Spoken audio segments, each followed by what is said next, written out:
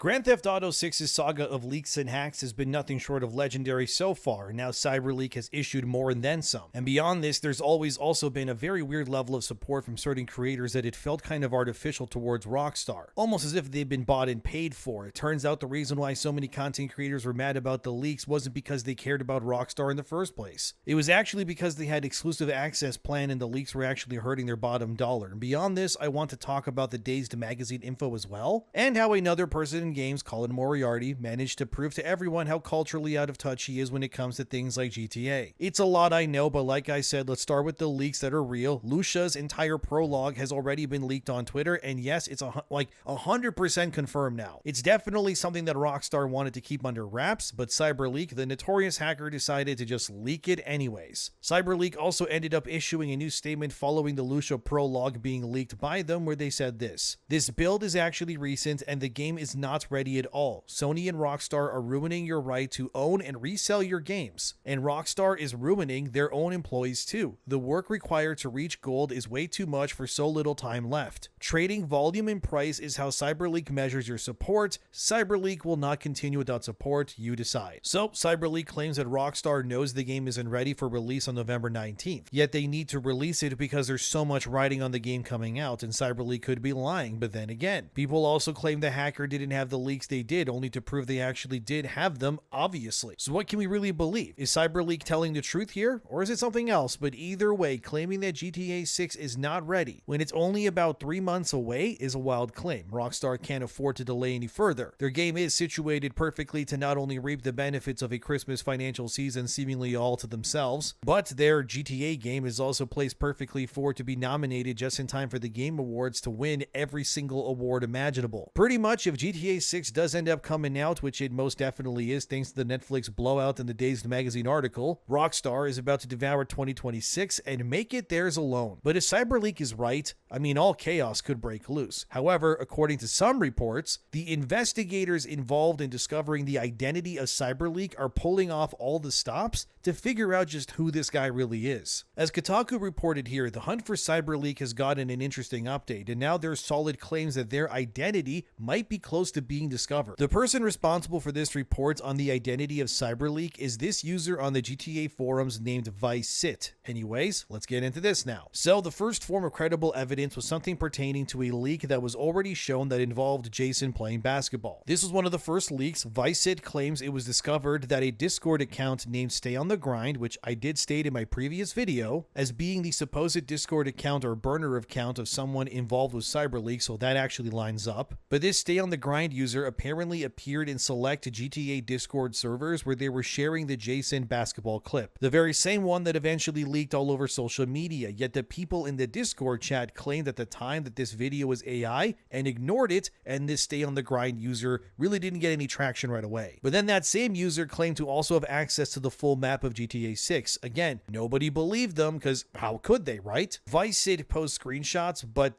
these screenshots, you know, they include leaked material, so naturally I can't really show it in this video for very obvious reasons. I hope you understand. However, their report states that on August 16th at 2:04 p.m., Stay on the Grind, who is allegedly Cyberleek, posts the entire map of GTA 6 to a Discord server. They then release the basketball footage of Jason, which we know is real, on August 17th at 9:07 p.m. After this post, a user called Cyberleaker ends up posting this footage to various sites on August 18th at 7:36 p.m. On August 18th as well, Stay on the Grind enters the GTA 6 server. So this is when everything really started to begin. This Stay on the Grind claims that the footage they're showing is real. People start freaking out because they realize it's not actually AI generated. And Stay on the Grind then claims that they have more footage than this if people want to see it. So we're still on August 18th. But then the report shows how people begin asking Cyberleek to show more gameplay to authenticate it if he's real. He asks what they want to see. So one user replies with driving gameplay. So Stay on the Grind, who is likely Cyberleek at this point, states that they will be back with driving gameplay to prove that they're real. It takes a bit because Stay on the Grind claims the videos need hours to compress, but they can also share the map. So then on August 18th as well, Stay on the Grind releases the entire map of GTA 6 for everyone to see on the Discord server. They also end up posting more videos, everything blows up, we all get informed this stuff is real across the internet, and then complete chaos ensues. People begin having questions because this Cyberleaker account that's showing up on other websites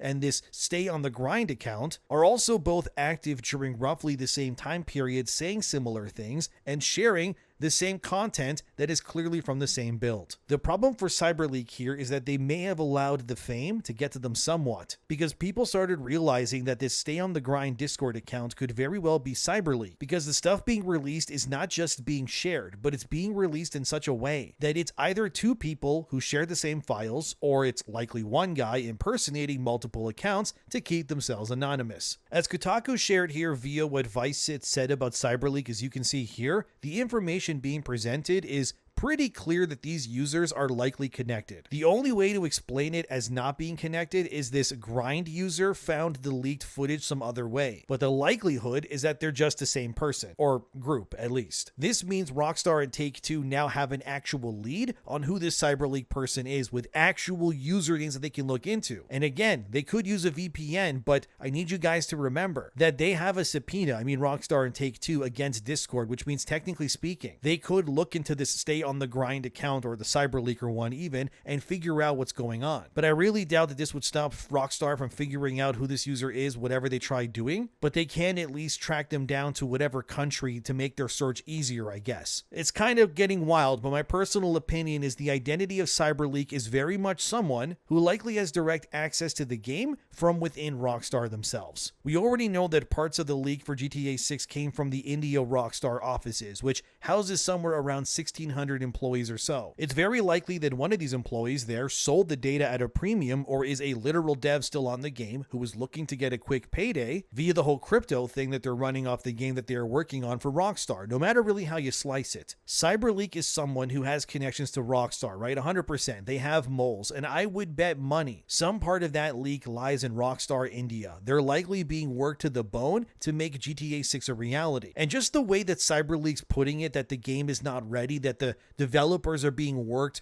harder than they should be, then makes me feel like Cyberleek's talking from a place of experience, like he or she or whatever has experienced this sort of, I don't know, pressure, if you will, firsthand, and that's why this is all happening. And if they're actually confidently saying that this game is not ready to release, it has to be a developer, man. It doesn't take a genius to believe that this is probably another disgruntled employee just lashing out, right? Like it also happened with The Last of Us Part 2 in 2020, if you remember. It's pretty obvious that Cyberleek is not done. They want to burn the entirety of Rockstar down if they can, and they're really not stopping at anything to get this all done. And you may have noticed that there are also people that are being weirdly defensive of Rockstar, like specific content creators. Don't harass anybody, of course, but one creator is TGG, who is a GTA content creator. They have been very vocal in support of Rockstar, and they have made it very clear that they want Cyberleek caught. However, now it turns out why TGG wanted Cyberleek caught, it wasn't really for Rockstar's benefit, but theirs. You see, TGG admitted on Twitter, let me read it for you here, "Last month I was invited to Rockstar North in Edinburgh. While there, I learned exclusive information about GTA 6. As soon as the extended look is out, I'm telling you everything tomorrow. Thank you to everyone at Rockstar who made this happen, I can't wait." And then quickly, everyone in the comments realized this is why TGG was so vocal about being against the leaks, because this entire time, they had exclusive footage. They had the gameplay and information that was being ruined probably by Cyberleek, which would have hurted TGG's bottom line. It was really all about views and money, pretty much. A shocker, I know, which is, well, let's go see how the people reacted to this, of course. As seen here, this Jordan Stapleton guy said in the comments, no wonder these GTA-centric channels are so mad about the leaks, because it affects the scoops that they were given by Rockstar themselves, and now they can't really make as much as they probably would have. And as Anthony says below there, that's why these channels are riding Rockstar like a cowgirl. And yeah, okay, now it makes sense. El Rubius, as well as seen here, they confirmed too that they were sent to Rockstar's HQ to see exclusive gameplay as well. The comment sections was just as brutal, with many claiming this is why certain content creators were not speaking out against Rockstar's anti-consumer practices, because they were being sent exclusive footage and then some of Grand Theft Auto 6 beforehand. As some users said here, as you can see, this is why certain creators didn't get mad about the all-digital future, or criticize Rockstar even once, because yeah, they were,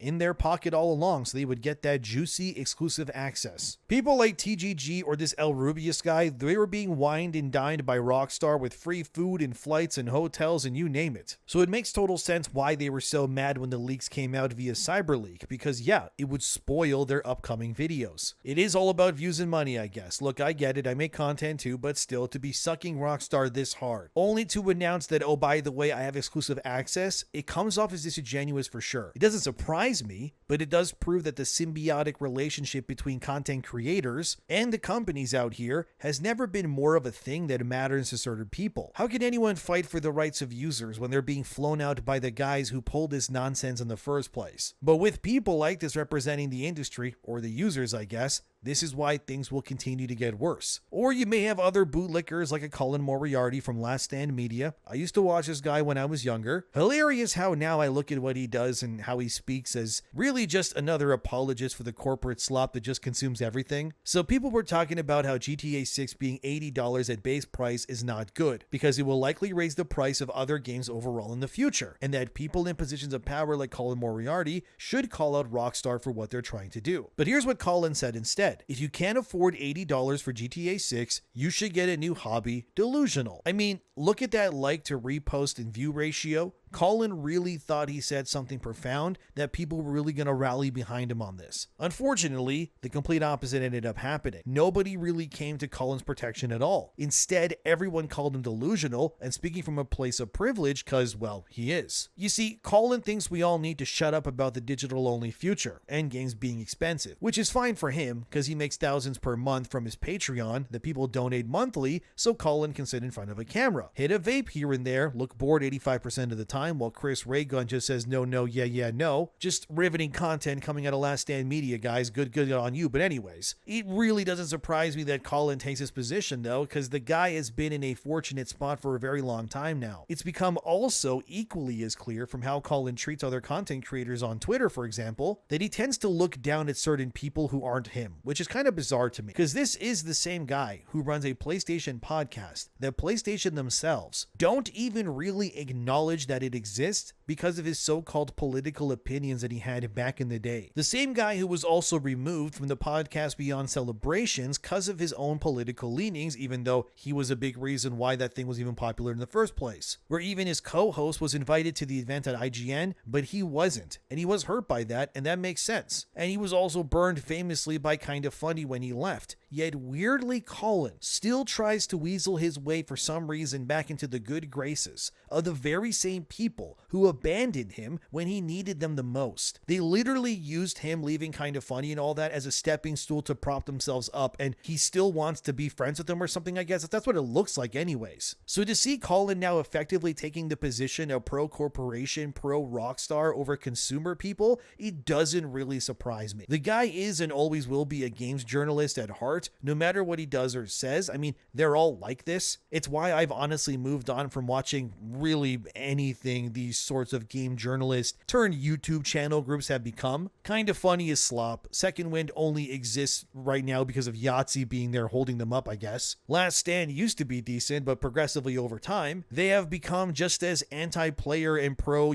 corporation as the rest of them. I'm just glad I moved on from these people. It's actually a big reason why my channel exists in the first place. Because the mere existence of Kinda Funny or Last Stand Media tells me they're just sort of the two sides of the same coin. Neither is really going to fight for my rights or yours either. And seeing how Colin treats other content creators online, it makes me disappointed, right? Because the guy built Last Stand Media as this anti-establishment empire that was meant to speak the truth. Now he's, unhinging his job for Rockstar of all people. It's just sad to see. It's why I'm kind of sickened by a lot of content creation that I see. It's a lot of people just, bouncing on it and doing tricks for early access. But I think dying on the hill that GTA 6 being $80 or setting a new normal that other games might adopt is not a good thing. I'm Canadian. $80 American is close to $100 for me. It's like these people don't care about anyone but themselves. As Christina Tasty said it here, lived long enough for Colin Moriarty to have his "do you guys not have phones" moment. Yeah, pretty much this, right? Colin is out of touch here. That much is clear to me. I don't hate the guy, but again, this guy hasn't spoken for me or seemed to be pro player for years now anyways. But I mean, what can you reasonably expect when the old guard of gaming coverage is some guy in his late 30s, early 40s, who just kind of looks deadpan, used to scrolling on their phones while they're live on air recording while hitting a vape, talking for like 4 hours. It's just kind of lame. It's not surprising that Colin would defend Rockstar though. The guy clearly, at least in my opinion, doesn't care anymore from what I can tell. He's just sort of doing whatever as long as the Patreon money keeps rolling in, and that's really all it is. Looking at Last Stand, if they didn't have thousands coming in from their donors, they could not survive on just the views alone of their channel, and that's for sure. This is just another you think you hate games journalist,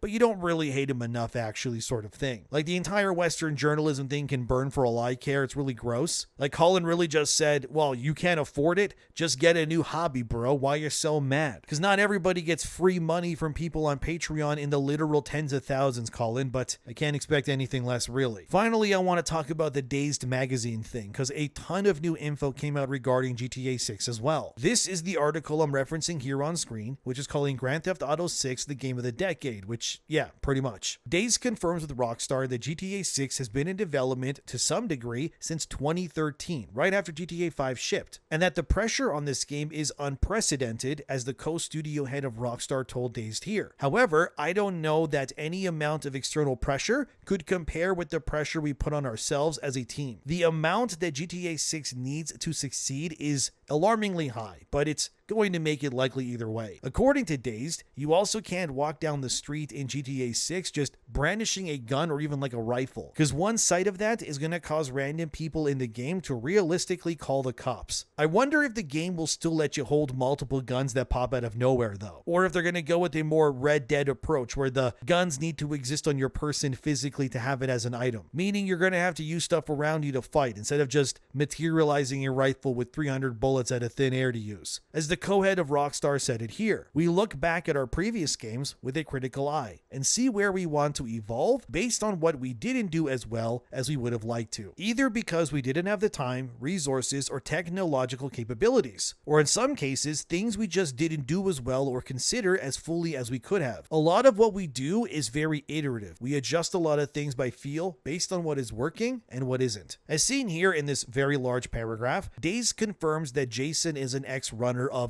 illegal substances, and Lucia is freshly out of prison. You can play as either character, or you can even play them both as a duo at the same time. The example given when you have both together is Jason can drive a car, while Lucia, for example, scrolls through her social media feeds, which are, by the way, 100% to be interacted with and all of that. But the point is that if they're together, you can swap to either character on the fly, and then the AI does the other character's actions for you. Same kind of goes for shooting. So the example given was that Jason can drive, and then you can just swap to Lucia while Jason's driving. And then the game will just take control of the car that you were driving, while you now focus on shooting whoever's chasing you. And then you can swap at any moment seamlessly, and that honestly seems really cool to see in action. I would love to see that more in video games, honestly. Dazed also confirms as seen here that Rockstar wants to address the misogynistic themes in previous GTA games when it comes to Lucia, which makes me really worried because that sounds a bit like they're, modern audiencing the game, but I'm gonna wait to see it in action before I give a definitive answer on that one. It's also confirmed that the weight system from San Andreas is back as well too. So you can now make Jason and Lucia either really fat or really ripped based on how you treat the characters in game. We're about to see Torta Lucias in gameplay, guys. This is gonna be crazy, dude. But yeah, you're gonna be able to lift weights and go for runs and increase your stamina or your strength, or you can maybe not do that and make them super fat if you want to. I've been wanting that to come back to GTA for so long, man. So the fact that it's finally back, if they can add more elements to make the game not really an RPG, but more things to unlock and customize with, I am all for that, dude. You will also see physical changes to the main two characters if, for example, you go without sleeping for a long time, or you go multiple days, let's say running from the cops. I assume they mean, bags under the eyes, greasy hair, maybe your clothes will show the sweat stains, that sort of thing. It's going to be wild to see what can happen there too. Rockstar also confirmed that they spoke to ex-criminals, law enforcement, and more about their stories and how they could actually incorporate that into the game to make it feel authentic. Rockstar also confirmed that they spent the better part of a decade visiting Miami, which the game's world is based on, obviously, to make sure everything felt authentic authentic and real. They even have a whole team in Los Angeles that's sole purpose is to just create the crowds and the random NPCs in GTA 6's Vice City. An entire studio, man. Like, that's nuts. As Rockstar confirms here, though, they are bringing the most diverse and detailed character population their games have ever seen. I am interested to just, see how the PS5, or I guess the PS5 Pro, is going to handle all of this. It's either going to be amazing or it's going to chug in frame rate, because I'm thinking back to like other games that have giant crowds, and I don't know, man, but I guess we'll see. But, generally overall, Dazed interview concludes saying that Rockstar really doesn't want to disappoint the fans, and they want to create the most realistic and believable world that they possibly can. My question is, realism is cool and all of that, don't get me wrong, but when does realism start to get in the way of actual fun? It's sort of like Red Dead 2 for me, right? Yes, it's cool that you need to shoot the animal, skin it, put its skin on your horse, then get on your horse and then go to the store to sell it before it rots, or you lose value for however much it's worth. But even stuff like, like you will smell bad, so you have to wash your clothes, or you have to cut your beard and cut your hair because it keeps growing. The beard thing I'm okay with, but sometimes I just have to ask, is that really fun? Or is that just realism for realism's sake? You know what I mean? I guess let me know in the comments what you think about that one, but apparently in GTA 6, you'll allegedly also need to refill your gas that's in your car. And I mean, I guess that's realistic, but again, is that really something that's fun? Like, personally, that just sounds like it's going to get in the way of what I want to do more than really anything else. Again, it's sort of like the things that can happen in Red Dead, for example, right? There are certain actions in that game, or I guess systems, if you will, that even though they do feel realistic, to me, I don't personally feel like they add to the game in a way that makes it more interesting for me. Like, would I rather have to get off my horse and grab things manually with my hands to put in my pockets or put it on my horse even? Or would I rather have it like, let's say, in Assassin's Creed, right, for example, like the RPG ones, where if there's an item on an enemy, you don't have to get off your horse to grab it. You just kind of ride over the corpse of whatever it is you're trying to loot, and you hit a button while you're on your horse and you pick it up. And like, ultimately, when you think about it, both actions result in the same thing, except one is gameplay focused first while the other one is realism first. And I feel like if we're going realism all the time and really that's all we're caring about, for me personally, sometimes that can be detrimental to the experience. So while I understand why GTA is going to be what it is and be realistic and all of this, I can't wait for stuff like shooting the glass in like a car, for example, and seeing how the bullets, depending on the caliber, resize how much of a hole you put and stuff like that. Those are the kind of things I like to see, right? Seeing like bullets fly into like walls and seeing the bullet be actually in the wall itself, or seeing the ragdoll physics of the characters, that sort of thing I'm totally fine with. But if you're telling me I have to like refill my car with gas every time I want to drive it, or God forbid they have some kind of mechanic where you have to go to the bathroom, or like you can't run as fast or whatever else, personally for me, if they want to have those options, that's cool, but hopefully there's like a toggle in the menu where I'm able to turn off certain, I guess, realism things, if you will. So if people want to fill their cars with gas or whatever, cool, do that if you want to. But if I don't want to do that, which I don't, by the way, hopefully I can turn that off. That's all I'm really hoping for. But I think there is a lot of ambition here that obviously sounds amazing. But personally, games like this do tend to walk a line between being too realistic for realism's sake or gameplay, But either way, that's what I got for you today. And when this video comes out, the Netflix GTA extended look should be happening soon, so I'm sure there'll be more to talk about. But for now, thanks for watching, subscribe if you'd like to, and see you guys next time.